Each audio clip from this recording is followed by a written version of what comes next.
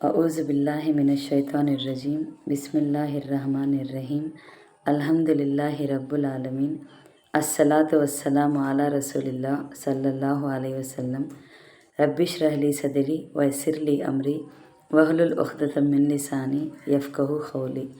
السلام علیکم ورحمۃ اللہ وبرکاتہ سب جنوں کو۔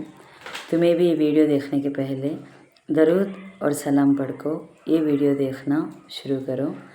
آج کا 5 منٹ کا مدرسہ کو اب چلتا ہے 4واں مہینہ ربیع الثانی کا، اس پر 3 تاریخ کے بارے میں انشاءاللہ 10 حدیث سے معلوم کر لینے کی کوشش کریں گے۔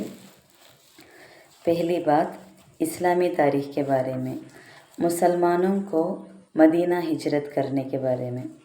مکہ مکرمہ میں مسلمانوں پر بھی بے پناہ ظلم اور ستم ہو رہا تھا، اس لیے رسول اللہ صلی اللہ علیہ وسلم نے دوسری بیعت عقبہ کے بعد مسلمانوں کو مدینہ جانے کی اجازت دے دی۔ مسلمانوں میں سب سے پہلے ابو سلمہ رضی اللہ عنہ نے ہجرت کا ارادہ کیا اور سواری تیار کر کے سامان رکھا اور اپنی بیوی ام سلمہ رضی اللہ عنہ اور لڑکے سلمہ کو ساتھ لیے، مگر بنی مغیرہ نے ام سلمہ رضی اللہ عنہ کو جانے نہ دیا اور بنی عبد الاسد نے ان کے بیٹے سلمہ کو چھین لیا، جس سے اس بچے کا ایک ہاتھ بھی اکھڑ گیا۔ اس کے بعد ابو سلمہ تنہا ہجرت کر گئے۔ ام سلمہ رضی اللہ عنہ روزانہ مقام ابتا پر آ کر روتی رہتی تھی۔ اس طرح 1 سال کا عرصہ گزر گیا۔ آخر ایک شخص نے ان پر رحم کھا کر ان کے شوہر ابو سلمہ کے پاس بھیجنے پر قریشی مکہ کو راضی کر لیا۔ اس وقت بنی عبد الاسد نے ان کے لڑکے سلمہ کو واپس کیا، جسے لے کر وہ کسی طرح مدینہ پہنچ گئی۔ ان کے علاوہ دیگر مسلمانوں کو بھی ہجرت کرنے میں بہت زیادہ مصیبتیں اٹھانی پڑی۔ اسلام کی خاطر اپنے محبوب وطن، مال اور دولت اور رشتہ داروں کو چھوڑنا پڑا۔ حضرت شعیب رضی اللہ عنہ نے جب ہجرت کا ارادہ کیا تو مشرکین نے روک لیا۔ حضرت شعیب رضی اللہ عنہ نے انہیں اپنا سارا مال دے کر راضی کیا اور ہجرت فرمائی۔ اس کی خبر رسول اللہ صلی اللہ علیہ وسلم کو ملی تو آپ نے فرمایا کہ شعیب نے نفع کا سودا کیا، جس کا ذکر قرآن میں ہے۔ 2واں قصہ اللہ کی قدرت کے بارے میں، نیند کے آنے کے بارے میں۔ جب انسان دن بھر کام کر کے تھک جاتا ہے تو اللہ تعالیٰ اس کی تھکان دور کرنے کے لیے اس پر نیند طاری کر دیتا ہے۔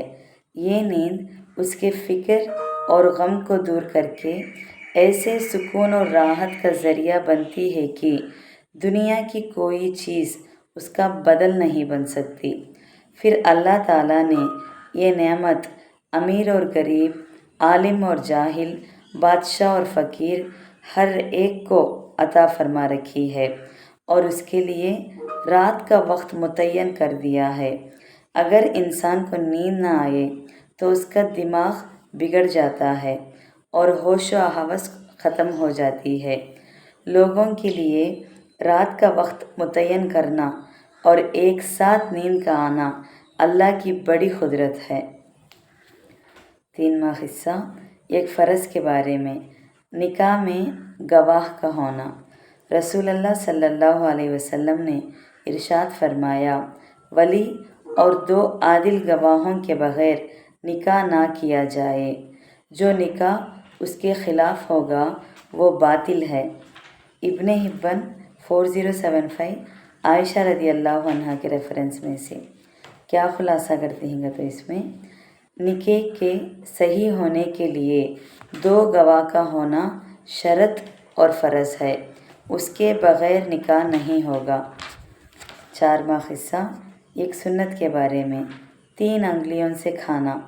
حضرت کعب بن مالک رضی اللہ عنہ فرماتے ہیں، رسول اللہ صلی اللہ علیہ وسلم 3 انگلیوں سے کھاتے اور اپنا ہاتھ مبارک صاف کرنے سے پہلے چاٹ لیتے تھے۔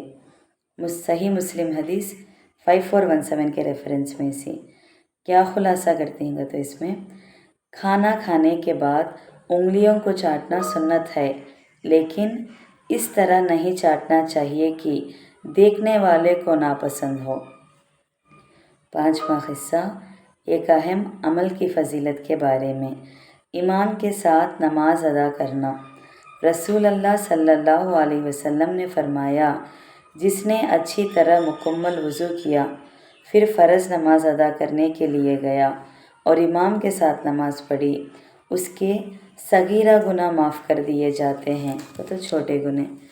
ابن خزیمہ 1489 عثمان رضی اللہ عنہ کے ریفرنس میں سے۔ 6واں قصہ ایک گناہ کے بارے میں، دکھاوے کے لیے کپڑے پہننا۔ رسول اللہ صلی اللہ علیہ وسلم نے فرمایا، جو شخص شہرت کے لیے دنیا میں کپڑے پہنے گا، اللہ تعالیٰ اس کو قیامت کے دن رسوائی کے کپڑے پہنائے گا اور پھر اس میں آگ بھڑکائے گا۔ ابن ماجہ 3607 عبداللہ بن عمر رضی اللہ عنہ کے ریفرنس میں سے۔ 7واں قصہ دنیا کے بارے میں، دنیا کے مقابلے میں اسلام کی محبت۔ ایک شخص نے اللہ کے رسول صلی اللہ علیہ وسلم سے 2 پہاڑوں کے درمیان موجود بکریوں کا سوال کیا تو آپ صلی اللہ علیہ وسلم نے اسے عطا فرما دیا۔ پھر اس شخص نے اپنی قوم میں آ کر اعلان کیا اور کہا، اے میری قوم کے لوگوں، اسلام قبول کر لو، بے شک محمد صلی اللہ علیہ وسلم ایسی بخشش کرنے والے ہیں جس کے بعد فخر و فاخر کا کوئی اندیشہ نہیں ہے۔ حضرت انس رضی اللہ عنہ فرماتے ہیں کہ اگر کوئی شخص صرف دنیا ہی کے ارادے سے اسلام قبول کرے مگر یہ کہ وہ اسلام اس کے دل میں دنیا کی تمام چیزوں سے زیادہ محبوب ہو جاتا ہے۔ صحیح مسلم حدیث 6161 انس رضی اللہ عنہ کے ریفرنس میں سے۔ 8واں قصہ آخرت کے بارے میں، قیامت کے حالات۔ قرآن میں اللہ تعالیٰ فرماتے ہیں، جب سورج بے نور ہو جائے گا اور ستارے ٹوٹ کر گر پڑیں گے اور جب پہاڑ چلا دیا جائیں گے اور جب 10 ماہ کی غابن اونٹیاں قطع قیمتی ہونے کے باوجود آزاد چھوڑ دی جائیں گی اور جب جنگلی جانور جمع ہو جائیں گے اور جب دریا بھڑکا دیا جائے گا۔ سورہ تکویر 1 سے 6 آیت کا ہنس و قصہ ہے قیامت کے حالات کے بارے میں۔ 9واں قصہ طب نبوی سے علاج، اسمت سرمے کے فوائد۔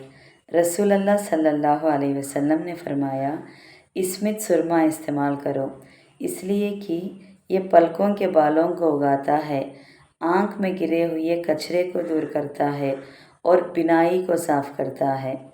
طبرانی کبیر 183 علی بن ابو طالب رضی اللہ عنہ کے ریفرنس میں سے۔ آخری 10واں قصہ قرآن کی نصیحت کے بارے میں، سیدھے راستے پر چلو۔ قرآن میں اللہ تعالیٰ فرماتے ہیں، اور اے پیغمبر ان سے یہ بھی کہو کہ یہ بتائے ہوئے احکام ہی میرا سیدھا راستہ ہے، تم اسی پر چلو اور دوسرے غلط راستوں پر مت چلو، ورنہ وہ راستے تم کو اللہ کے راستے سے ہٹا دیں گے۔ اللہ تعالیٰ اس بات کا تم کو تاکید کے ساتھ حکم دیتا ہے تاکہ تم ٹیڑھے راستے سے بچ سکو۔ لوگوں، یہ باتیں ہیں جن کی اللہ نے تاکید کی ہے تاکہ تم متقی بنو، تقوی والے۔ سورہ انعام میں 150 پر 3 آیات میں ہے، سیدھے راستے پر چلنا کر کو۔ الحمدللہ آج کا 5 منٹ کا مدرسہ 20 پر 3 ربیع الثانی کے بارے میں بات کر لیے۔